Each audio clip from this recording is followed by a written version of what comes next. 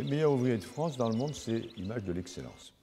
Et on a une chance extraordinaire de les avoir parce que quand on réfléchit à ce qu'est la France pour l'ensemble du monde, alors c'est le patrimoine immobilier, c'est l'histoire de France, c'est la Révolution française, c'est la langue française, mais c'est aussi la gastronomie et la qualité de notre artisanat, et en particulier tout ce qui concerne la nourriture. Donc, et les gens sont de plus en plus sensibles à la qualité. Et les MOF, c'est l'excellence dans ce domaine. En France, il n'y a que des belles régions et partout il y a des spécificités et partout cette excellence à la française fait qu'on est le premier pays touristique. J'espère qu'on va le rester et je pense que la cuisine, tout ce qui englobe cette restauration fait que demain on sera encore sur le devant de la scène par rapport à ces métiers qui nous portent et qu'on apprécie beaucoup parce qu'on aime bien manger aussi. Et on a la chance d'avoir un savoir-faire, on a la chance d'avoir, vous avez vu, regardez, vous voyez ce que je veux dire? Ça, des terroirs, des fermiers, des vaches. C'est une chaîne qui fait qu'aujourd'hui, la France est le pays du fromage.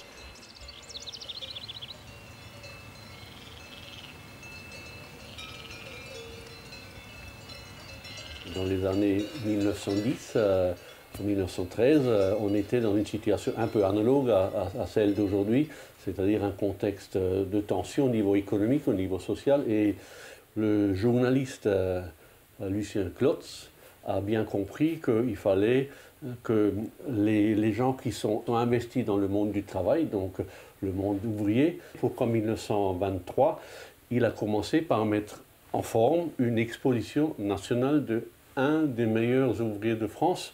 Et en 1929, un meilleur ouvrier de France de 1924, qui s'appelle René Petit, ébéniste, nous a dit il faut que le monde ouvrier, comme le font les artistes, comme pour la Palme de cinéma à Cannes, comme pour le Molière au théâtre, il faut que les meilleurs ouvriers de France ne rentrent pas dans l'anonymat et créer la Société nationale des meilleurs ouvriers de France, ce qui a été fait. Les métiers de bouche, à un moment donné, c'est les métiers qui n'ont peut-être pas été dès le départ, mais qui aujourd'hui sont la locomotive de notre concours. Bonjour. J'ai commencé à l'âge de 15 ans en faisant les marchés parce que j'ai tout de suite senti en moi l'âme d'un vendeur, quelqu'un qui a envie de s'exprimer sur un produit par rapport au client. La beauté du produit, la joie de vendre le produit, la joie d'expliquer aux gens comment on cuisine le produit, et puis aussi la joie de voir la fabrication et l'affinage d'un produit. Donc quelque part, dès l'âge de 15 ans, j'ai su que l'école, c'était pas pour moi, et j'allais aller tout de suite dans un magasin. Mais un jour, son instituteur était dans la boutique et il a dit que Bernard était nul à l'école. Alors c'est un espoir pour tous les jeunes, parce que je crois qu'il a bien réussi sa vie. Et à 20 ans, j'ai acheté mon magasin, la fromagerie Les Alpages à Grenoble, rue de Strasbourg, et j'ai signé le compromis, j'avais pas 20 ans. Je suis cliente depuis 27 ans, depuis que Bernard est installé rue de Strasbourg. Et chaque fois qu'on a besoin d'un plateau de fromage, on laisse Bernard nous en composer un à sa guise, parce que c'est toujours délicieux et bien choisi. Aucune banque m'a prêté, c'était pas la mode de prêter un jeune de 20 ans. Les gens autour de moi que je servais au marché m'ont fait confiance, m'ont prêté de l'argent. Et la dame à qui j'ai acheté m'a fait un crédit vendeur, comme ça peut se faire. Et là, l'engouement s'est pris, on avait de plus en plus de clients, le fromage commençait à devenir à la mode, et puis après, il y a eu ces concours. On est dans une moyenne de 3000, 3500 inscriptions, donc des pré-inscrits ou des inscrits pour le concours. On est en finale sur ces 3500 au dernier concours, on va citer les chiffres, 3284 inscrits, 225 reçus. Je pense qu'il n'y a aucun concours en France visé par l'éducation nationale où il y a tellement peu de reçus. Donc c'est quand même une preuve de technicité, de jugement rigoureux et d'abnégation pour pouvoir réussir. On ne vient pas la fleur au fusil passer ce concours, c'est pas possible. En 2000, on a créé le concours des meilleurs ouvriers de France et je me suis dit pourquoi pas moi. Et donc avec Mireille, on a loué une bagnole, on est monté à Paris. J'avais loué une Nanda break. Et quand je suis arrivé au concours à Rungis, je me suis garé en marche arrière et autour de moi, ils avaient tous des semi-remorques. Et là, j'ai compris, en 2000, je me suis dit, je crois que j'ai un peu de retard ou pas assez d'avance. Et du coup, le concours s'est passé, j'ai été illuminé. J'ai attrapé le président, j'ai fait, regardez-moi bien, parce que je suis venu, mais je vais revenir. Et tant qu'il n'est pas là, vous allez me revoir. Le jour J, où il faut être en forme, si vous ne l'êtes pas, je pense que c'est comme pour un athlète, il est peut-être facile de trébucher ou de tomber ou de ne pas avoir le final nécessaire pour réussir. Voilà la différence. Ça a été 2000, ça a été 2004, pareil, j'ai fait des erreurs. Et 2007, janvier 2007, avec Rodolphe Lemeunier, on a été meilleurs de France tous les deux. On ne pardonne rien quoi, pour être très terre à terre. Tu as des épreuves d'affinage, tu as des épreuves de dégustation à l'aveugle, où tu dégustes des produits que le jury t'amène. Tu as des épreuves de dégustation faites avec les fromages que tu amènes qui sont affinés, que tu donnes au jury pour déguster. Tu as des épreuves de vente, tu as des épreuves d'anglais. Enfin, tu as 16 ou 17 épreuves. C'est vraiment le concours qui te prend et qui te monte en haut. C'est une concrétisation du métier. Il est vrai que tout ça nous donne de l'aura parce que tout le monde sait que ce n'est pas gagné d'avance, il faut faire un effort.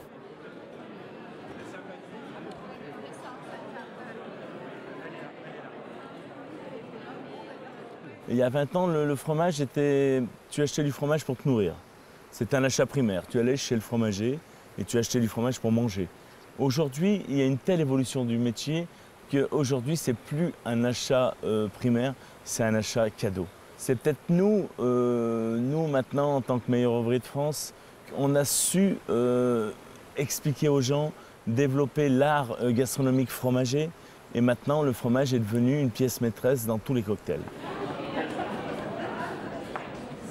J'avais invité au Quai d'Orsay, qui n'est pas exactement habitué à ça, une série de fromagers extraordinaires et l'ensemble des ambassadeurs du monde entier. Et c'est une rencontre qui a été vraiment très positive d'un côté comme de l'autre, mais en plus qui a des retombées économiques. Parce que, bon, ça fournit de l'emploi, ça fournit de l'exportation, ça fait travailler tout un secteur et c'est une image extrêmement positive de la France. Et pour conclure, je vous propose de signer tous ensemble cette soirée d'une formule inspirée de votre univers de la politique et des relations internationales, une formule qui dirait « Ne vous demandez pas ce que le fromage peut faire pour vous, demandez-vous ce que vous pouvez faire pour le fromage. » Merci.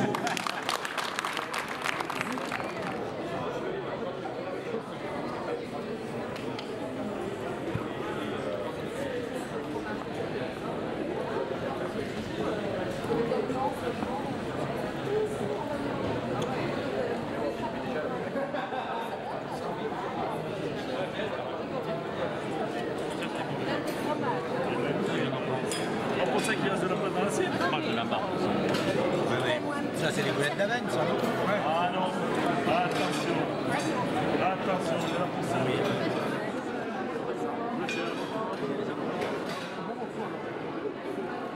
Les ambassadeurs qui étaient à l'étranger, ils étaient là, ils disaient « Oh my God !» Ils étaient là, ils arrivaient et ils faisaient la queue pour manger du fromage.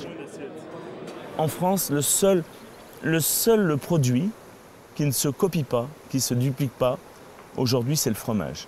Ça veut dire qu'en gastronomie, j'entends, ça veut dire que le pinard, on en fait de partout. Ça veut dire que la viande, aujourd'hui, on a des viandes d'autres pays qui sont aussi bonnes, voire meilleures. Et on peut chercher. Il n'y a pas deuxième pays du fromage. Le fromage, c'est la France. Et après la défaite de Napoléon, Waterloo, il y a le congrès de Vienne. Et la France y arrive en difficulté. Talleyrand représente la France au congrès de Vienne et il a l'idée d'organiser un concours des meilleurs fromages. Bon, alors chacun défend son fromage. Alors l'anglais défend le Stilton, le prussien, tel ou tel fromage. Et Talleyrand dit, moi, vraiment le fromage pour moi, le roi des fromages, c'est le brie de Meaux. Et un de ses collègues qui avait la dent dure dit « Oui, c'est le seul roi que tu n'aies pas trahi ». On a fait le plus grand plateau de fromage du monde.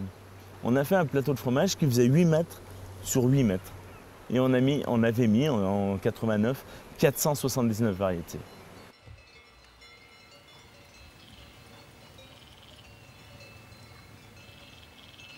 Alors ce fromage, il s'appelle Estival. Donc, Estival, il n'est pas fabriqué que l'été. Si, Non. on peut principalement que C'est ça, c'est pour ça que c'est l'estive. Avec du lait Pâturé. Pâturé, donc ça veut dire que les vaches sont toujours à l'extérieur. Voilà. Ok, d'accord. Donc ça part du printemps à l'automne. Là, on voit qu'effectivement, ces fromages ont été fabriqués le 21 mai. Tu les frottes combien de fois par semaine? 2 fois. 2 fois. Et c'est toi qui les retournes? Voilà. On les sale à sec et après on les frotte le lendemain. C'est petit mais costaud parce que retourner les meules comme ça, tout seul tu les retournes? Tout seul. Ah ouais. On va voir, on va aller un peu plus loin, on va avancer sur les affinages pour voir un peu l'évolution des croûtes et des fromages en durée d'affinage. Là, on a 1 an maximum, je crois. Voilà, les plus vieux qu'on a, c'est 1 an.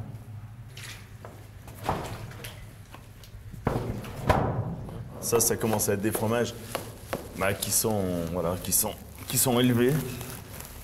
Et là, on va voir une pâte qui est plus jaune, beaucoup plus jaune.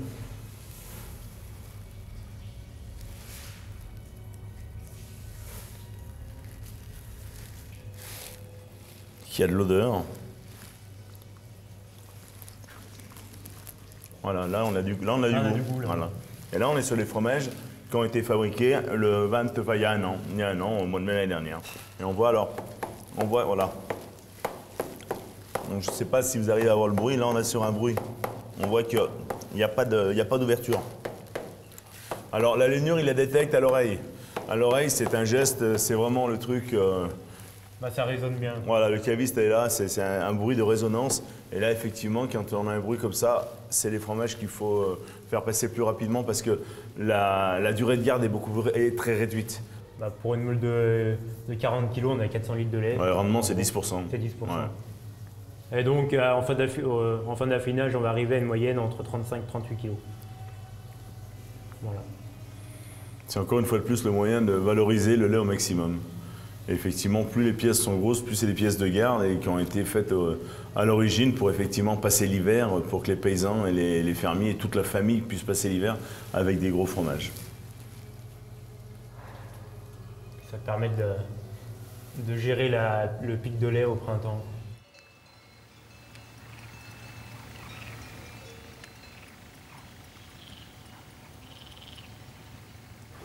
Il existe ce qu'on appelle les familles de fromages, les croûtes fleuries, donc les choses comme les camemberts, les bries, les Neuchâtel, les choses comme ça, c'est des fabrications différentes. Il y a les pâtes cuites comme les comtés, il y a la famille des fromages de chèvre, il y a la famille des croûtes lavées, il y a énormément de familles de fromages. Chaque famille a elle-même 10, 15, 20, 50 variétés. Et c'est vrai qu'aujourd'hui, quand on parle d'une famille de fromages, c'est presque un pays entier qui va parler. On parle des pâtes cuites, il y a les comtés, les Beaufort, et c'est dur à tout citer. Après, on a nos voisins, on parle de la France, certes, nos voisins suisses font des fromages aussi exceptionnels. Dans le monde entier, tu parles de fromage, il y a un mot qui sort, c'est camembert.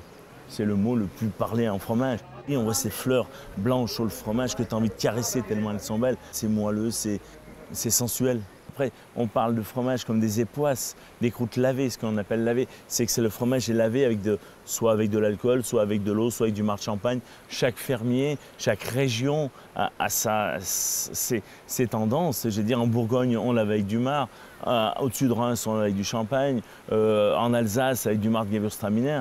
Donc chaque région s'identifie. Chaque région s'identifie avec son fromage. Et on a aussi un gros avantage en fromage, c'est que souvent, le fromage porte le nom du village d'où il vient.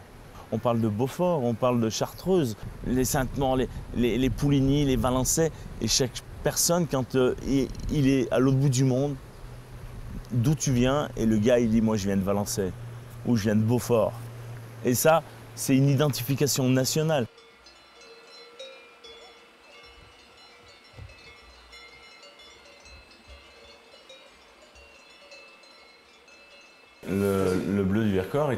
c'est peut-être le seul d'ailleurs, c'est un bleu qui a changé le nom. Avant, on appelait le bleu de Sassenage. Communément, c'était le bleu de Sassenage. Et quand l'AOP, ils ont demandé l'AOP, et comme il n'y a pas de bleus qui sont fabriqués à Sassenage, ils ont fait l'appellation bleu du Vercors Sassenage. Donc maintenant, c'est bleu du Vercors. Mais plus communément au magasin, c'est vrai qu'on a l'habitude, par défaut, de l'appeler bleu de Sassenage. Mais le nom, c'est bleu du Vercors Sassenage.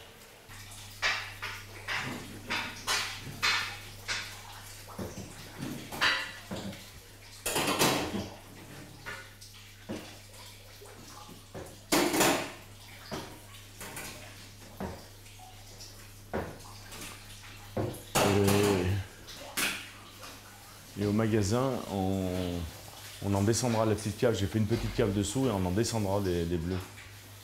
Ça va être chouette aussi.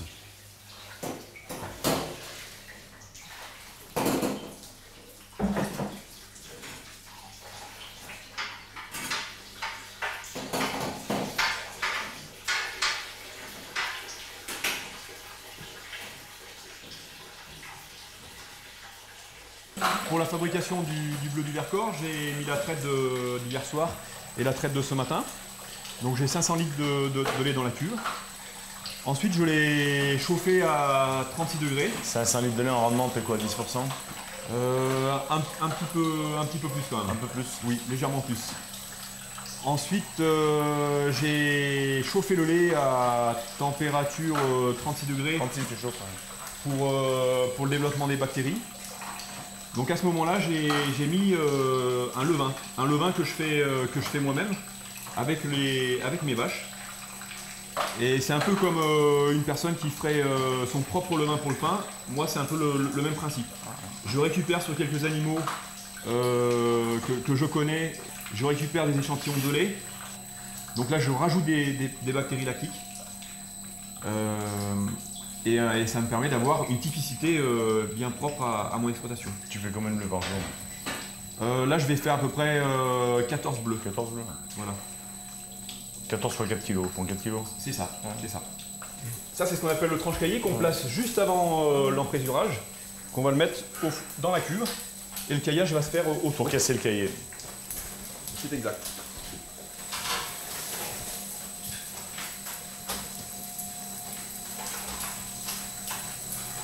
Donc là, ce qu'on veut pour la fabrication du bleu, c'est des grains réguliers, bien plus gros que les grains de maïs.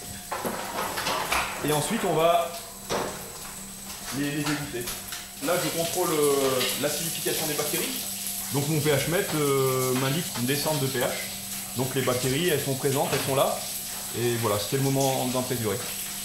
Alors là, je vais arrêter le brassage du lait pour que la présure agisse. Et donc là, on va obtenir un beau yaourt dans une petite demi-heure.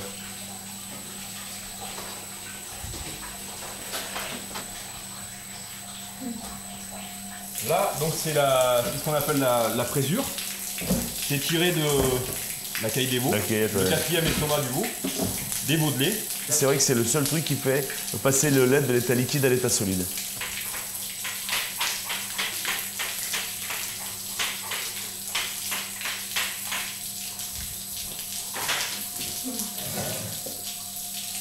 Donc 9 heures.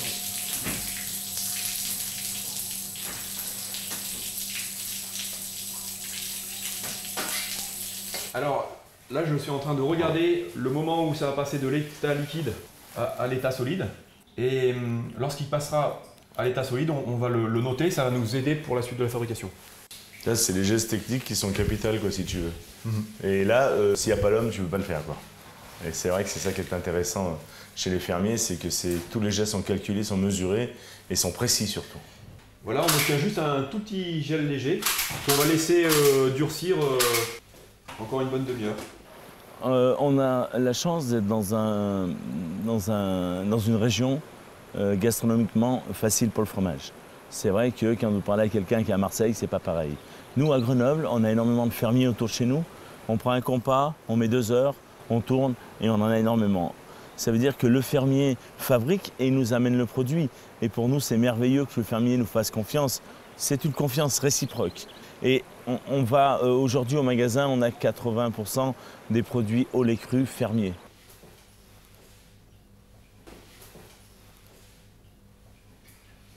Voilà.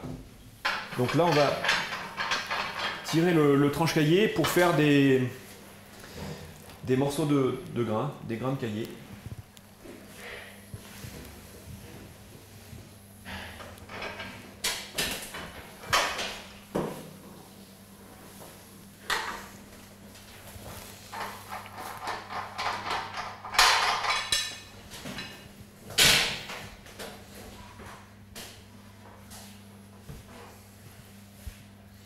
Donc là, on vient de découper le cahier en petits cubes. Ensuite, on va retrancher encore une fois le cahier.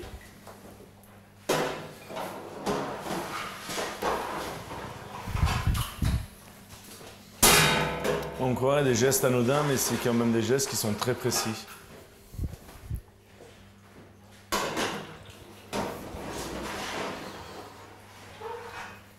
Trancher le cahier a une grande importance pour la qualité du fromage. Donc là, on obtient des grains de cahier assez gros et l'objectif, ça va d'être de faire sortir le petit lait qu'ils contiennent et coiffer aussi le grain qui est typique aux pâtes persillées, c'est-à-dire leur faire une petite pellicule autour du grain avant de les mettre en moule. Et l'objectif, c'est, quand on va les mettre en moule, c'est justement qu'ils ne se réagglomèrent pas tous, qu'on crée ces cavités qu'on a besoin pour le développement du bleu. Quand on mène une fabrication, c'est une matière qui est vivante, Ouais. et ça se joue une histoire de 5 minutes entre un bon bleu et un bleu qui va être moins joli. Ouais. C'est un peu comme dans la cuisine, si vous laissez à un moment donné un gâteau trop longtemps dans le four alors qu'il est cuit, bah vous n'obtenez pas le même produit pour une histoire de 5 minutes. Ouais. Mais là, on voit vraiment que la présence de l'être humain est vraiment indispensable. Et c'est ce qui fait aussi la valeur du produit. Là, au brassage, pour vraiment séparer les deux matières, la matière solide et la matière liquide.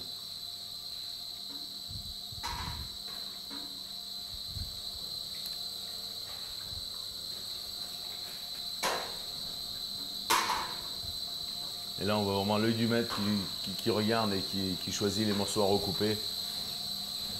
Et ça, il n'y a rien à faire. Mécaniquement, tu ne pourras jamais y faire ça, toi.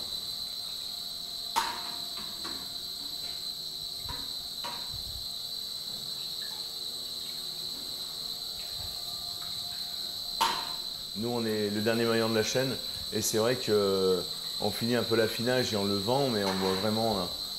C'est quand on revoit les clients revenir avec le sourire, quand ils ont acheté des fromages extraordinaires, que nous, effectivement, pour nous, c'est palpable, la qualité, parce que le client revient directement vers nous.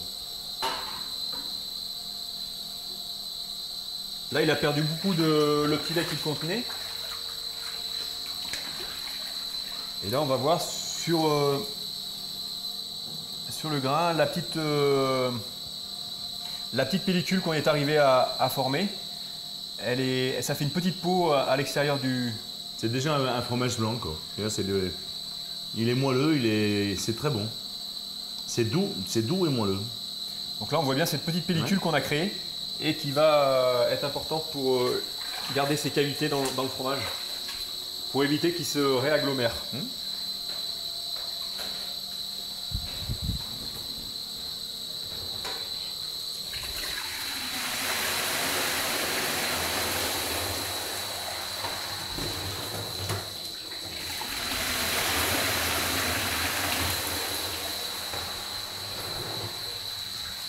Donc là, c'est vraiment de créer ces ouvertures, on les crée à ce moment-là.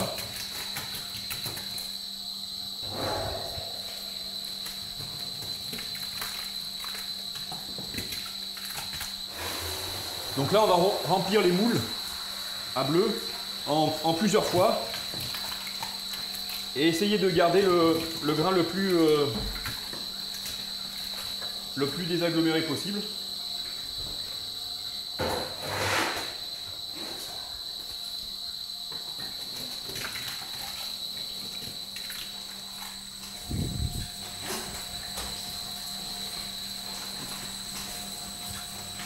Donc là, la fabrication du matin, elle dure 5 heures, entre le moment où on met le lait dans la cuve et le moment où on aura terminé le nettoyage et les retournes. Et ce soir, sur les coups de 8h, de 20h, on fera le salage. Donc la fabrication a commencé à 7h et elle va se terminer 13 heures plus tard. Là, vous travaillez à la boutique, vous travaillez avec combien de producteurs fermiers? Putain, on en a au moins une centaine. Et c'est ça, c'est le circuit court qui est intéressant, quoi. Si tu veux, tous les fermiers nous amènent leurs produits et tout. Et pour nous, c'est vachement bien, quoi. Si tu veux, ça permet de... Le fermier a une visibilité sur la ville. Et il fait un marché par semaine en général, mais le reste de la semaine, les gens viennent au magasin pour ça. Donc c'est bien, quoi. Si je dis Beaufort d'alpage, les gens disent non, Beaufort d'été ou Beaufort d'hiver. Je dis non, Beaufort d'alpage. Le fermier, il se lève à 3 h du matin, il traite à 4 h, il fabrique à 5 h, et comme une vache, tu la traites toutes les 12 heures. À 17 h, il y retourne, à 18 h, il fabrique, à 19 h, il nettoie, et à 20 h, il a fini. Alors là, je vais vous montrer des bleus qui ont été faits en début de semaine. Donc ça, c'est les bleus d'il y a 5 jours. Le salage a été fait dans ce type de saloir individuel. C'est un peu typique au bleu du Vercors. Ils ont tous un salage individuel. Donc le soir, une fois que j'ai fini la fabrication de bleus, je les démoule et je les mets dans ce saloir. On met une petite poignée de sel. Il reste 12 heures salé une face. On change de face le lendemain matin, on ressale la deuxième face au gros sel et après on les met sur grille pour le ressuyage. Explique. Donc là c'est une plaque de caséine qu'on impose sur toutes les AOP. Ça correspond au numéro d'atelier. La couleur de la plaque de caséine correspond à un fromage fermier. La coopérative a une autre plaque de caséine de couleur rouge. Et nous, si tu veux, 1 mois, 2 mois, 3 mois après, si jamais il y a un souci ou quoi que ce soit, on arrive à retrouver le fermier à qui correspond la plaque de caséine. Si l'appellation du bleu du Vercors-Sassenage en est où elle est aujourd'hui, c'est les fermiers qui ont sauvé l'appellation. Ils ont sauvé 2 choses, à mon sens. Ils ont sauvé l'appellation du bleu du Vercors-Sassenage et ils ont sauvé la race de vache, les Villardes. On parle du bleu de Sassenage aujourd'hui au même titre qu'on peut parler du Roquefort, du Parmesan, du Stilton anglais, des Gouda, tous les AOP européens. L'avantage, c'est qu'on a un petit bleu de chez nous, du Vercors, qui est maintenant à la hauteur de ces appellations européennes. Donc quelque part, dans le monde entier, on trouve des bleus du Vercors-Sassenage et c'est vrai que c'est vraiment quelque chose qui est extraordinaire pour l'appellation, pour le plateau, pour le Vercors et pour les fermiers qui travaillent, quoi. Et c'est la seule AOP de l'Isère.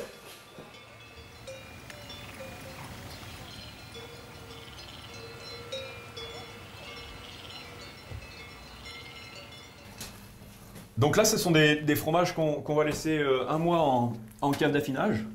Là, on voit un bleu qui vient juste d'être entré la semaine dernière. Bah, le croûtage, c'est encore pas... Et tu les perces à combien de temps? Alors, je les perce à entre 10 et 15 jours d'affinage. Donc là, on voit bien un bleu... On voit un bleu qui a été percé, là. Alors, le perçage du bleu, c'est pour accélérer le développement des moisissures. Donc, un bleu qui n'est pas percé, il va pas bleuir à l'intérieur. Quand on additionne, enfin, quand on perce, donc on oxyde le produit à l'intérieur et le bleu va beaucoup plus vite. Donc c'est vraiment sur la fin de l'affinage que le bleu apparaît. C'est à 18-21 jours d'affinage. Donc on perce 2 fois chaque face du fromage. Donc là on voit un fromage qui a à peu près 10 jours. L'objectif c'est de faire à peu près 80 trous sur chaque face du fromage. Donc depuis quelques années je me suis un peu équipé pour en faire un peu plus. Donc c'était un peu plus long.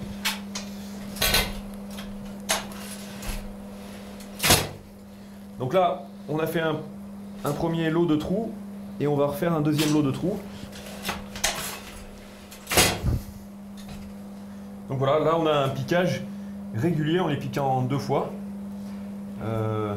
pour que le bleuissement se fasse de façon homogène. Voilà. Et dans quelques jours, je ferai la deuxième face du fromage.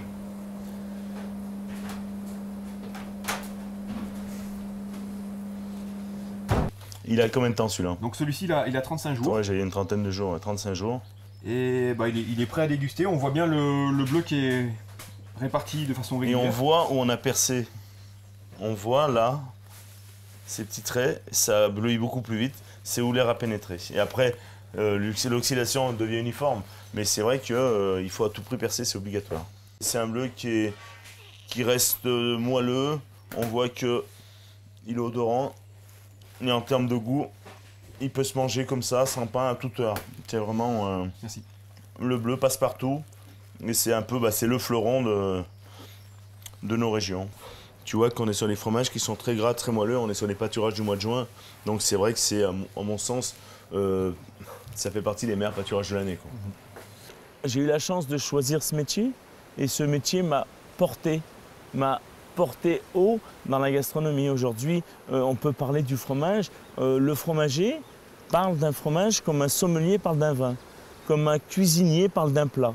En Isère, on a la chance d'avoir énormément de meilleurs ouvriers de France, principalement dans les métiers de la bouche. On a aussi des maîtres restaurateurs. On est le département où on a plus d'une centaine de maîtres restaurateurs. Je crois que c'est important à plusieurs niveaux parce que ça marque l'excellence de ce département dans ce domaine-là, et aussi parce que ça véhicule une image très positive d'un point de vue touristique. Et le tourisme, c'est de l'économie, et nous avons besoin de faire connaître ce département et tous ses talents.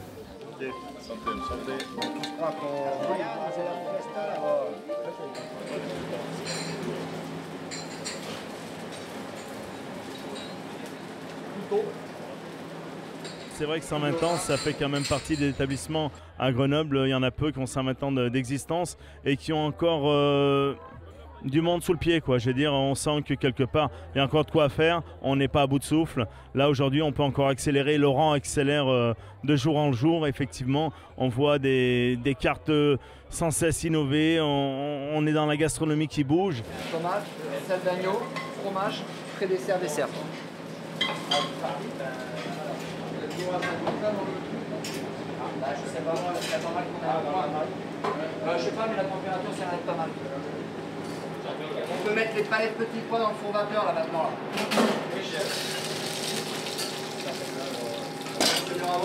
3, 6, 9, 12, 15, 18, 21, 23, 24, 27, 30, 39, 39, il en manque 8. T'as toi ça?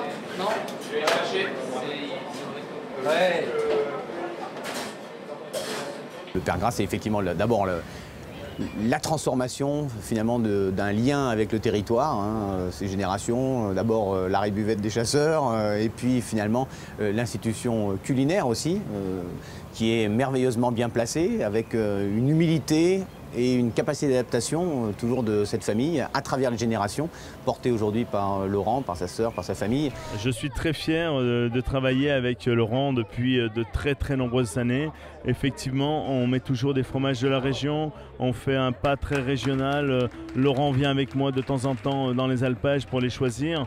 Donc c'est vrai que c'est quelqu'un qui est hyper impliqué et on travaille vraiment main dans la main. C'est aussi un peu rare les restaurateurs qui disent tiens, j'aime bien ce fromage, emmène-moi voir comment on le fabrique.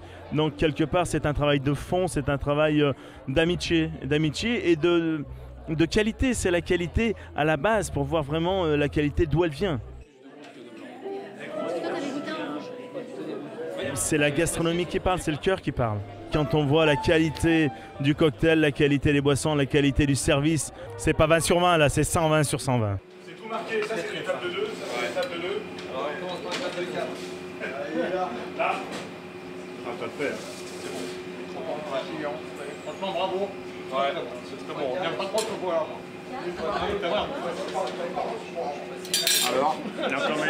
Les bons moments partagés avec Bernard Muraveau, on les fait souvent lors de la descente de l'alpage, où on se retrouve effectivement avec les commerçants de la place de Metz et de la rue de Strasbourg, où c'est vraiment la rencontre entre ceux qui produisent, entre les éleveurs qui produisent le lait, parce qu'il ne faut pas oublier que si on a des produits de qualité, c'est aussi parce qu'on a une agriculture de qualité en Isère. Et dans ces moments-là, effectivement, c'est la convivialité. Mais je dirais que les métiers de bouche, c'est aussi la convivialité, et Bernard Muraveau la porte particulièrement. L'événement de la descente des alpages, c'est finalement très en ligne avec les meilleurs ouvriers de France, partager, rassembler, transmettre. Et il y a ce lien autour des vaches, et puis sans doute la passion de Chris pour les vaches, et évidemment le fait que Bernard fasse rayonner cette rue. Parler de Bernard Muraveau en tant que président de la métropole, d'abord, bien sûr, c'est un commerçant connu, reconnu, meilleur ouvrier de France, mais c'est surtout notre porte-drapeau lorsque la métropole s'affiche. Ça va, M. Bouillot? Au revoir, merci. Bernard, c'est finalement cette meilleure carte de visite pour le territoire métropolitain grenoblois. On lui fait confiance, il nous fait confiance.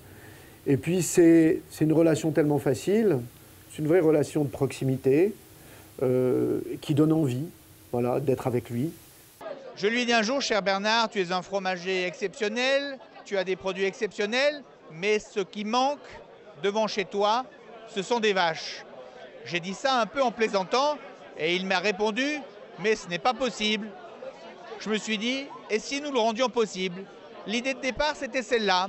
Eh bien, on a modestement, la première année, amené de façon un petit peu improvisée 3 vaches devant la boutique de Bernard. Et puis on s'est aperçu que finalement, ce lien créé un petit peu de façon improvisée a donné un sens au lien qu'on aimerait pouvoir créer entre les éleveurs, entre les producteurs et entre les artisans, les artistes du goût, bien représentés dans cette rue de Strasbourg.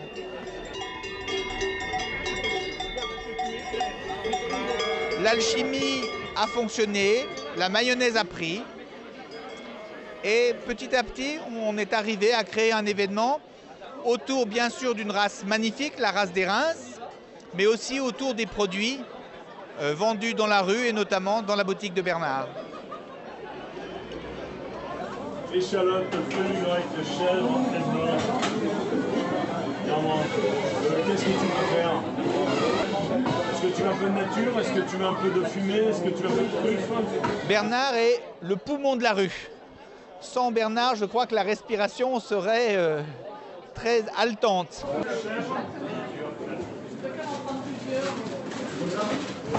Échalote, feuilles grecques, chèvre, tête blanche. C'est un gros travailleur. Moi, je le vois tous les matins faire son jogging, arriver dès l'aube pour servir, qui est là aussi pour des événements plus festifs comme aujourd'hui, qui est là aussi pour des événements prestigieux dans des ministères, dans des grands restaurants.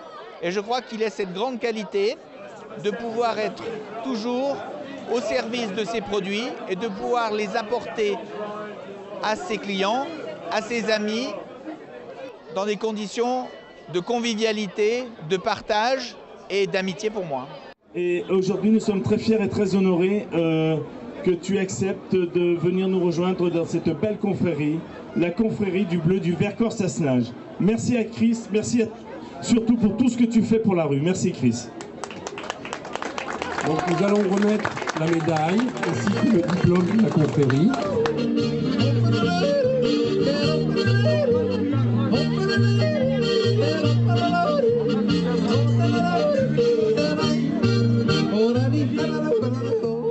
Hein, combien vous êtes? Ouais, c'est quoi l'histoire? C'est un petit apéro dînatoire. On met un plateau de fromage, un plateau de charcuterie. Bah, les alpages à Grenoble, c'est vraiment un incontournable et je pense que même au niveau national, il s'est fait sa réputation. Il fournit les plus grandes cuisines en fromage. Donc Bernard, je le connais depuis très longtemps, c'est un ami et c'est ici qu'on vient dès qu'on a besoin de... Quel que soit le fromage, il a vraiment un nombre de variétés incroyables. Donc et puis on est toujours bien accueillis, il sait faire le show. Et tu as raclette à la truffe, tu as raclette fumée, tu as raclette à la moutarde à l'ancienne, raclette fenugrec, quand ça pend le goût de la noisette, raclette à l'échalote, raclette nature, raclette ail des ours, raclette forestière, cèpe et bolet, tu as piment, tu as épices, tu as brebis. Tu as Morbier, tu as Roblechon. Bernard, c'est une grande gueule, c'est quelqu'un qui aime faire le spectacle et il ne faut pas avoir peur de se faire afficher quand on vient chez lui. Oh, un champion de ski! Un champion de ski! Oh, il s'est cassé la gueule à la dernière descente. C'est quelqu'un qui cherche à se renouveler tout le temps, sur des nouveautés.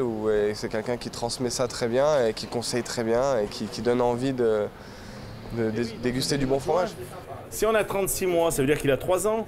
S'il a 3 ans, ça veut dire qu'il est fait au mois de mars. S'il est fait au mois de mars, ça veut dire que les vaches sont à l'étable.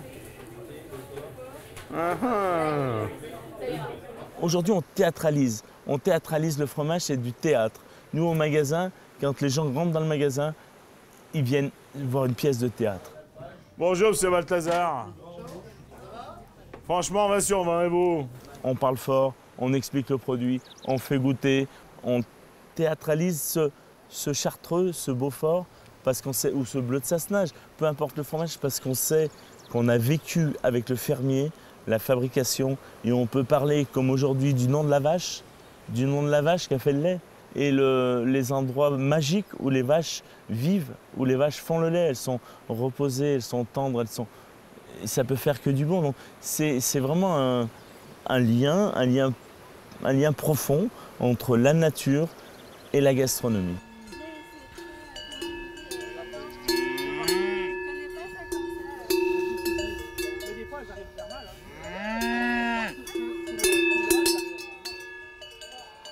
C'est le lien qui lie les gens. C'est ce que je dis, c'est fédérateur. Ça lie, le fromage est un liant. Tu donnes un morceau de fromage à quelqu'un, il te sourit. Il te sourit parce que c'est comme ça. C'est pas pour vous. Il est drôle. Il est drôle, sympathique et puis on lui fait confiance. Mauve, bleuet, souci, foin, saflor, trèfle. Il est passionné, il donne envie de goûter ses fromages. On vient aussi pour lui, pour sa personnalité. On sait qu'on va rigoler. On met au point des nouveaux plateaux. On a mis au point des petites boîtes fromagères, un peu comme des boîtes à chapeau, un peu hautes, où on met les fromages avec des étiquettes. Quand tu sors la boîte, les étiquettes, ils savent, quand ils vont aller quelque part avec ça, c'est gagné. Et quand tu leur sors un truc comme ça, avec la boîte, à un budget de 20 €, les gars, ils croient que tu leur as fait un cadeau. Tu vois ce que je veux dire? Mais c'est le vrai prix, quoi. C'est le ticket de caisse qui dit c'est 20 €. Et toi, ça, c'est merveilleux. Ça. Et ça, si tu veux, pour nous, c'est un peu magique. On est, je vais dire, sur toutes les couches de la société. C'est-à-dire que les gens peuvent mettre 20 € dans le fromage pour les fêtes, même les gens qui ont peu de moyens. Et donc, quelque part, on a une clientèle qui va du clochard au ministre. Et ça, pour nous, c'est hyper intéressant.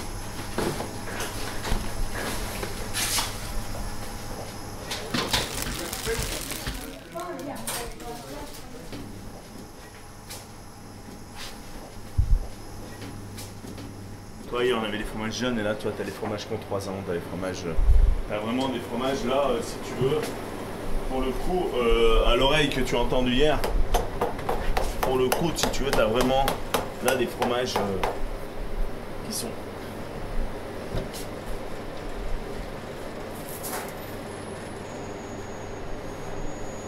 Tu vois ça.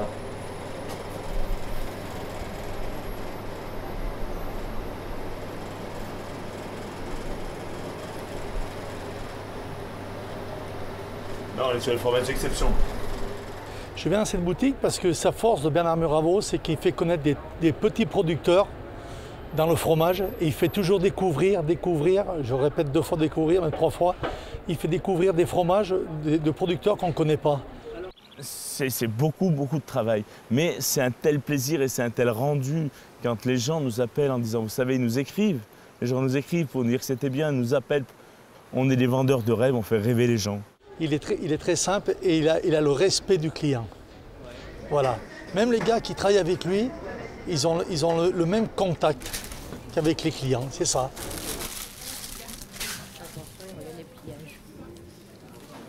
C'est à moi que tu parles? L'autre, elle me dit, fais attention à tes pliages. Non, mais je rêve. Allez. S'il te plaît. La fromagerie Saint-Bernard, c'est plus la fromagerie, quoi. Enfin, parce que Monsieur Muraveau, c'est quand même quelqu'un, on a une certaine image de lui, quand même très positive, c'est un vrai personnage. Il dégage une forte image et c'est quelqu'un de super, quelqu'un qui a des qualités et qui sait travailler. Tu fais ce métier et un jour, ils font un concours qui te dit, là maintenant, si jamais tu y accèdes, eh ben, tu auras l'impression d'avoir gagné quelque chose. Et puis tu te rends compte le jour où tu es meilleur de France, tu n'as rien gagné. Mais tu redescends, tu reviens apprenti, c'est-à-dire que tu as un devoir de transmission. Hein? Moi, ça m'en Jimmy.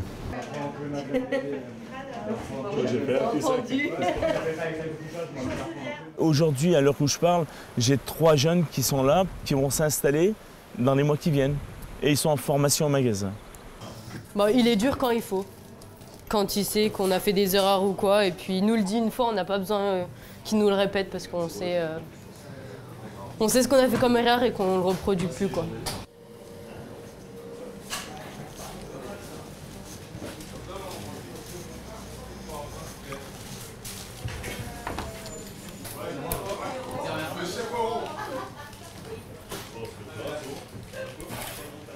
Il nous explique assez bien et on comprend très vite. Il a des mots qu'on comprend bien. Après, il n'est pas tout le temps derrière nous, mais quand il est là, en fait, il nous explique bien. Je sais qu'ils sont là pour un an, mais tant mieux pour eux, tant mieux pour nous, tant mieux pour le métier. Le métier, parce que le métier avance. Aujourd'hui, il faut qu'il y ait une fromagerie par village. Comme avant, il faut qu'on redevienne un pays fromager. Il est plein de sourires, plein d'émotions. À chaque fois, on vit quelque chose de vraiment fort, surtout quand on va au concours et tout ça. Oui, donc j'ai décidé de me lancer là-dedans parce que pour moi, c'est un des concours les plus prestigieux. Mon patron est en MOF et je vois bien toutes les retombées et tout ce qui peut suivre autour de ce concours. Et c'est aussi refléter l'image et donner cette image de notre France, de notre savoir-faire, de nos produits, de nos valeurs, etc. par le biais de ce col bleu, blanc, rouge et puis le concours, voilà. Savoir où on se situe par rapport aux autres. Et c'est un challenge aussi, une expérience, un tout qui fait que ça nous pousse et ça nous motive à le faire. Que oui, effectivement, il me tend la main, c'est une belle opportunité que je vais saisir. Et je me dis déjà d'une qu'il croit en moi, s'il me le propose. Et puis, je le remercierai jamais assez, quoi. Mais ouais, ça fait plaisir, quoi, ça fait chaud au cœur. Aujourd'hui, le magasin est un puits de bêtes à concours.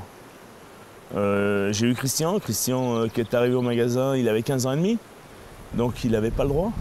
Donc on est obligé de faire des papiers pour le déscolariser en disant bon, il ne va plus à l'école, mais nous sommes responsables. Et il est resté chez nous jusqu'à une trentaine d'années. Il a fini champion de France des fromagers. Il a passé le concours des meilleurs ouvriers de France, qu'il n'a pas eu certes, mais il l'a passé, il va y retourner. On a un jeune meilleur ouvrier de France, Guillaume Cardinet, qui est installé à Marcillol, toute petite commune du département de l'Isère. C'est quelqu'un qui fait les marchés, qui est énormément investi et qui, comme Bernard Muraveau, mais comme tous les autres meilleurs ouvriers de France, s'investit pour la qualité et la promotion de nos produits locaux.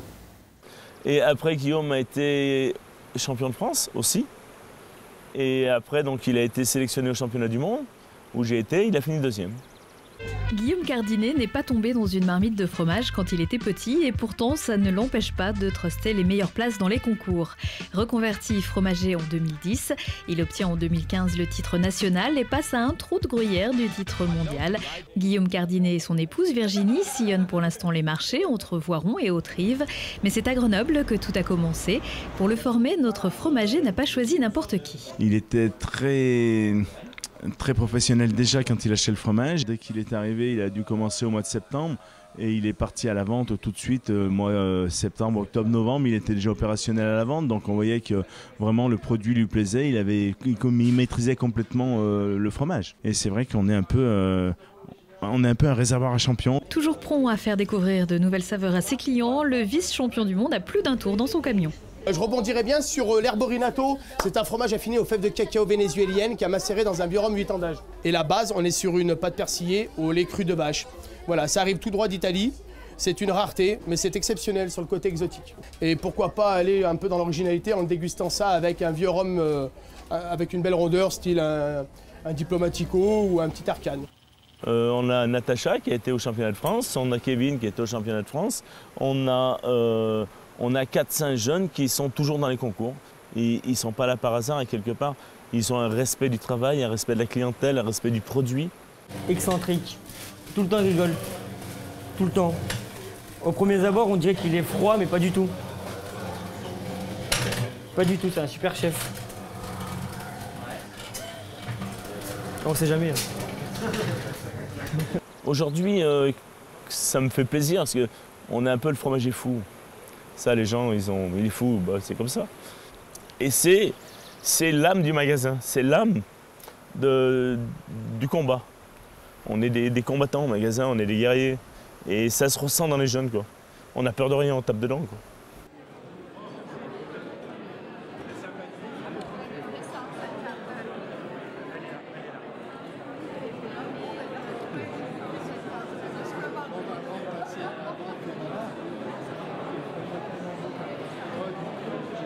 Alors on arrive tous, ça dépend le jour, mais plutôt à 6 h du matin, puisqu'on a quand même assez de travail. Chacun a ses postes. On fonctionne plutôt au niveau de l'ancienneté, on va dire. Donc chacun sait ce qu'il a à faire.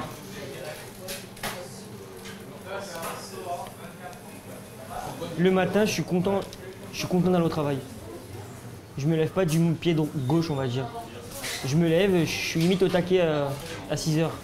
La première rigueur au magasin, le premier maître mot, c'est les horaires. C'est être à l'heure le matin. S'il y en a un qui n'est pas à l'heure, ils sont jamais en retard, mes jeunes. Jamais. Parce qu'ils savent que je ne supporte pas. Et quelque part, ils sont comme moi, des fois ils se couchent très tard, mais ils sont là tout le temps. Même s'ils sont là pour me dire, je viens, est-ce que je peux repartir, je suis malade? Ils viennent, ils me le disent et ils repartent. On est une équipe et ils savent très bien que s'il manque une roue, ça ne va pas le faire. En fait, le chef, il a su me captiver. Et du coup, depuis, je m'épanouis ici.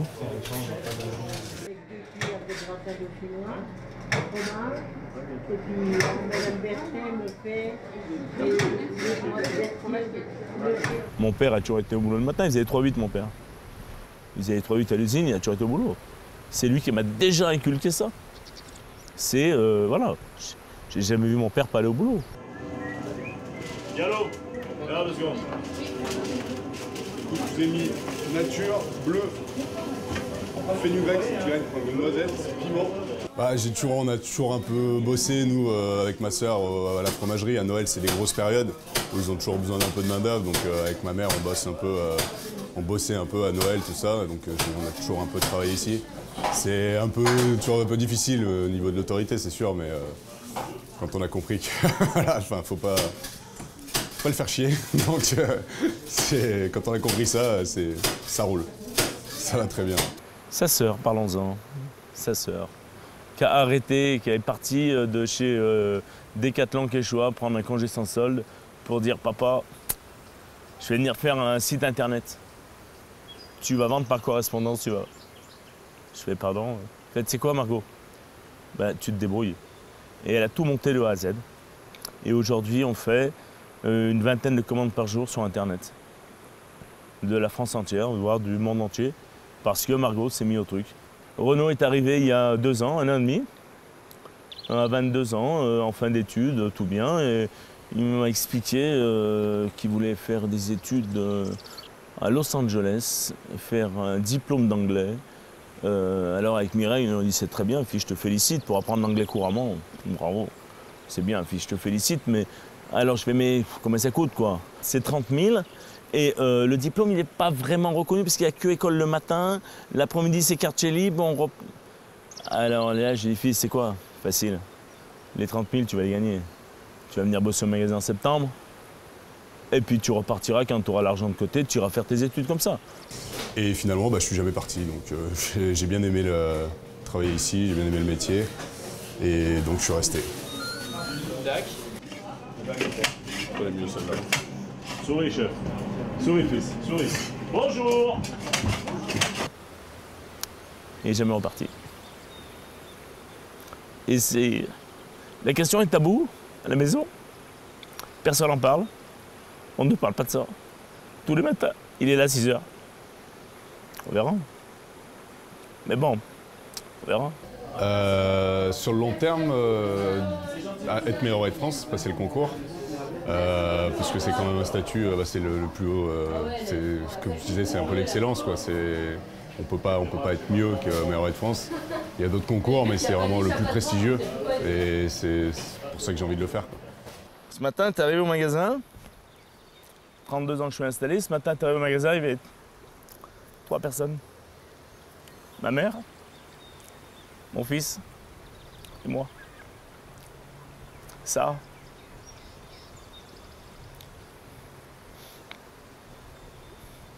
Voilà. C'est pas mesurable, c'est tabou.